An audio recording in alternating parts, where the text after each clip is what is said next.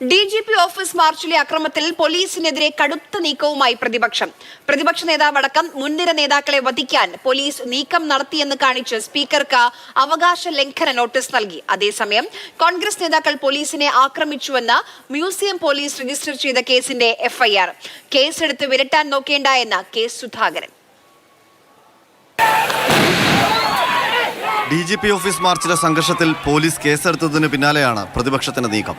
Police അതിക്രമത്തിനെതിരെ AP Anilkumar സ്പീക്കർക്ക് ചട്ടം 154 പ്രകാരം അവകാശ ലംഘനത്തിന് നോട്ടീസ് നൽകി.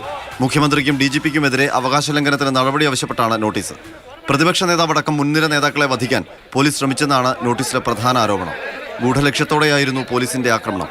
ഗ്രനേഡും കണ്ണീർവാതകവും പ്രയോഗിക്കും മുമ്പ് പോലീസ് മാനുവൽ പ്രകാരമുള്ള നടപടികൾ പാലിച്ചിട്ടില്ല.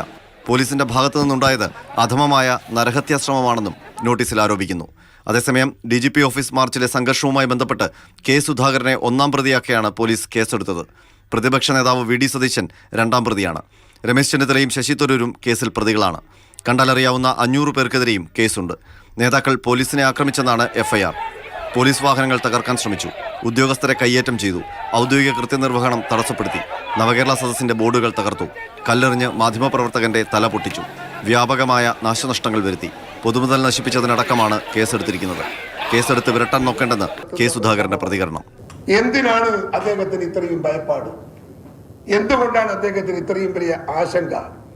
കേസെടുത്തത് നമ്മളെ പേടിപ്പിക്കാൻ നോക്കണ്ട. ഞങ്ങളൊക്കെ കേസ് ഒരുപാട് കണ്ടവരാ. ഞങ്ങളെയൊന്നും ഈ ഉമ്മാക്കി കാട്ടി പേടിപ്പിക്കരുത് എന്ന് പിണറായി വിജയന് അതറിയാലോ. പിണറായി വിജയനും ഞാനും തമ്മിൽ മുഖാമുഖം നേരിട്ട് കണ്ടിട്ടുണ്ടല്ലോ ബ്രണ്ടൻ കോളേജിൽ. പോലീസ് നീക്കത്തെ രാഷ്ട്രീയമായി നേരിടാനാണ് കോൺഗ്രസ് നേതൃത്വത്തിന്റെ തീരുമാനം. മാതൃഭൂമി ന്യൂസ്, തിരുവനന്തപുരം.